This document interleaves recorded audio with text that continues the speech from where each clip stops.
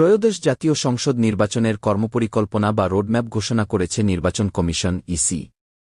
বৃহস্পতিবার ২৮ আগস্ট নির্বাচন কমিশনের সিনিয়র সচিব আক্তার আহমেদ জাতীয় সংসদ নির্বাচন উপলক্ষে রোডম্যাপ ঘোষণা করেন। আক্তার আহমেদ জানান, ত্রয়োদশ জাতীয় সংসদ নির্বাচন ঘিরে ২৪টি পরিকল্পনা নেওয়া হয়েছে। আগামী ১৫ সেপ্টেম্বর থেকে রাজনৈতিক দলসহ অংশীজনের সঙ্গে সংলাপ শুরু হবে, যা চলবে অক্টোবর পর্যন্ত। এছাড়া নভেম্বরে চূড়ান্ত ভোটার তালিকা প্রকাশ করা হবে।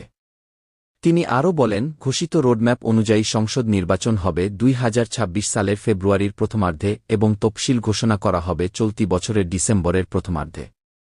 ৪ কমিশনারের বৈঠকে প্রধান নির্বাচন কমিশনার সিইসি এএমএম নাসির উদ্দিনের সভাপতিত্বে এই কর্মপরিকল্পনা অনুমোদন হয়। গতকাল বুধবার রাজধানীর আগারগাঁওয়ে নির্বাচন ভবনের মিডিয়া সেন্টারে এক ব্রিফিংয়ে সাংবাদিকদের এক প্রশ্নের জবাবে ইসি সচিব বলেন, আমরা যে কর্মপরিকল্পনা রোডম্যাপ করেছি সে কর্মপরিকল্পনা আপনাদের জানাব। আমি ঢাকার বাইরে থাকা একটু পিছিয়ে পড়েছি। এটা আমার টেবিলে এখন আছে।